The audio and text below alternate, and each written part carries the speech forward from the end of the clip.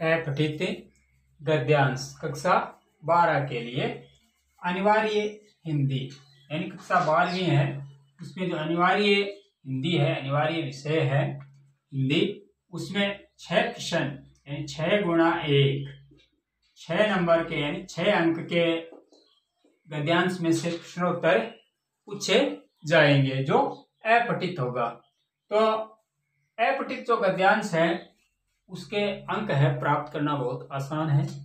पहले हम गद्यांश को बार बार पढ़ते हैं, पढ़ करके उसका सार समझते हैं और फिर जो कोई कठिन शब्द है उनका अर्थ देख लेते हैं। और उसके बाद में जो व्याकरण के प्रश्न आते हैं, 2 व्याकरण के प्रश्न उत्तर आते हैं, 1 गद्यांश का शीर्षक आता है और 3 है वो इस गद्यांश से प्रश्न उत्तर पूछे जाते हैं। तो गद्यांश को पढ़ करके हम उन प्रश्नों का आसानी से जवाब दे सकते हैं। तो यहाँ प्रत्येक अंक है यानी एक अंक का ये प्रश्न है और 6 पूरे प्रश्न है, 6 नंबर का ये गद्यांश है। तो नारी त्याग और तपस्या की अद्भुत विभूति है।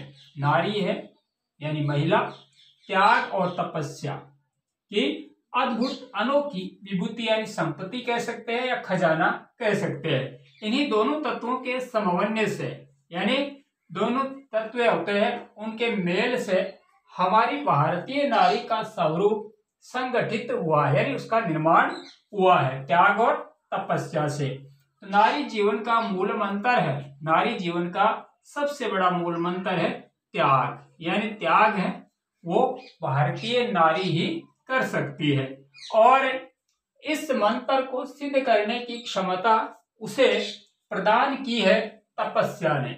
और जो त्याग है, त्याग को यानी संपन्न करने में या उसको पूरा करने में तपस्या का बड़ा योगदान है।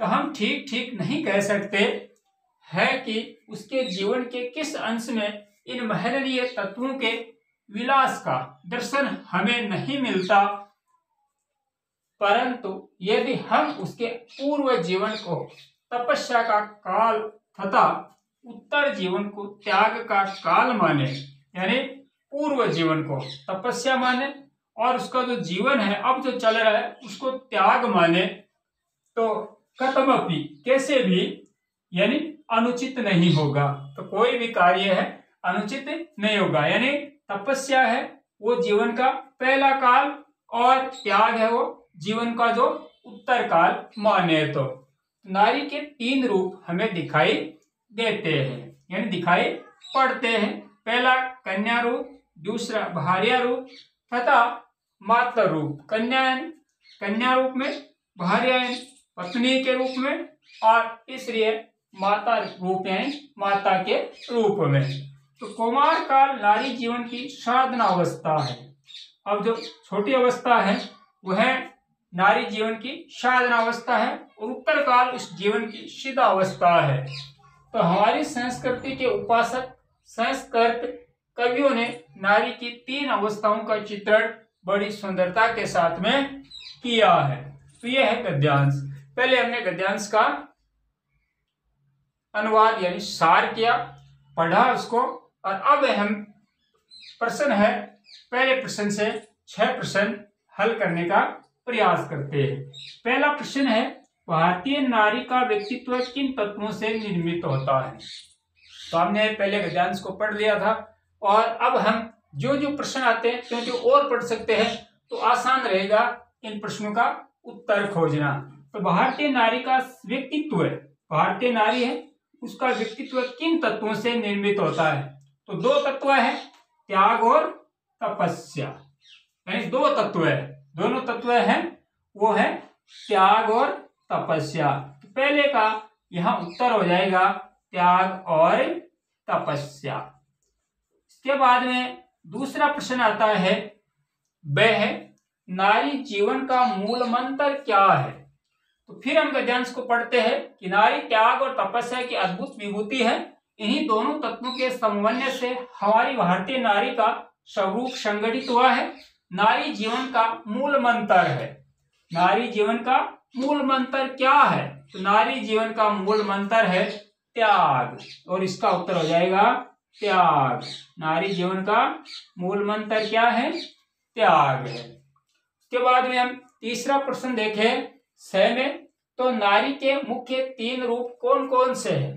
तो नारी के मुख्य रूप 3 रूप कौन कौन से हैं? तो ये तो बहुत ही आसान सा उत्तर है, यानी 3 रूप हमें दिखाई पड़ते हैं। पूरा लिखे कि नारी के हमें 3 रूप दिखाई पड़ते हैं। पहला है कन्या रूप, यानी लिख देते हैं कन्या रूप। दूसरा है भार्या रूप और तीसरा रूप है मातर रूप। मातर रूप, तो 3 रूप, कन्या रूप, भार्या रूप और मातर रूप। इससे आगे है दय में, कि हम ठीक ठीक नहीं कह सकते कि उसके जीवन के किस अंश में ये किस प्रकार का वाक्य है, ये किस प्रकार का वाक्य है। तो यहाँ पर वाक्य होते हैं वो 3 प्रकार के, एक तो साधारण वाक्य, एक संयुक्त और एक मिश्र वाक्य, मिश्र या मिश्रित वाक्य, कुछ भी कह सकते हैं। तो साधारण वाक्य में एक उद्देश्य और एक ही विधेय होता है। संयुक्त वाक्य में कि, बल्कि, अपि और यानी संयोजक अव्यय से जुड़े हुए होते हैं, संयोजक अव्यय से। और यहाँ पर एक वाक्य दूसरे वाक्य पर आश्रित रहता है, तो वहां होता है यानी एक प्रधान उपवाक्य और उसके ऊपर आश्रित जो वाक्य होते हैं वे मिश्र वाक्य कहलाते हैं। तो हम फिर से पढ़ते हैं, हम ठीक ठीक नहीं कह सकते कि उसके जीवन के किस अंश में, तो यानी एक ही उद्देश्य और एक विधेय, यानी साधारण वाक्य नहीं है। उसके बाद में इसमें फिर पढ़ते हैं, हम ठीक ठीक नहीं कह सकते कि उसके जीवन के किस अंश में, तो यहाँ पर कोई भी संयोजक अव्यय इसमें नहीं आया है, तो संयुक्त वाक्य भी नहीं है। तीसरा हो जाएगा ये किस प्रकार का वाक्य है, तो इसमें उत्तर आ जाएगा यह मिश्र वाक्य है, यह मिश्र वाक्य का प्रकार है, यानी मिश्र वाक्य है, यह हो जाएगा मिश्र वाक्य है। उससे आगे है महननीय शब्द में मूल शब्द और प्रत्यय कौन सा है। तो महननीय जो शब्द है उसमें मूल शब्द और प्रत्यय कौन सा है, तो इसमें मह शब्द तो हो जाएगी, धातु है, और उसके बाद में यानी धातु कह सकते हैं, या कि मूल शब्द है वो तो हो जाएगा मह, और उसके बाद में अनीय अनीय ये हो जाएगा प्रत्यय, अनीय हो जाएगा प्रत्यय। मूल शब्द धन और प्रत्यय, अनीय है, मह है वो धातु है और यानी मूल शब्द है, मूल शब्द भी यहाँ मूल शब्द और उसके बाद है प्लस का निशान, और ये है अनीय है वो यहाँ प्रत्यय लगा हुआ है, तो ये होगा मह जोड़ अनीय और हो जाएगा महनीय। उससे आगे है गद्यांश का, यानी रे है, गद्यांश का उपयुक्त शीर्षक लिखिए। तो इस गद्यांश को पढ़ा और पढ़ने के बाद में एक ही सार आया कि भारतीय नारी है, भारतीय नारी है, तो भारतीय नारी, नारी तो भारतीय नारी का जीवन, भारतीय नारी का जीवन, ये हो जाएगा गद्यांश का उपयुक्त शीर्षक। इस तरह से हम गद्यांश के उत्तर खोज सकते हैं।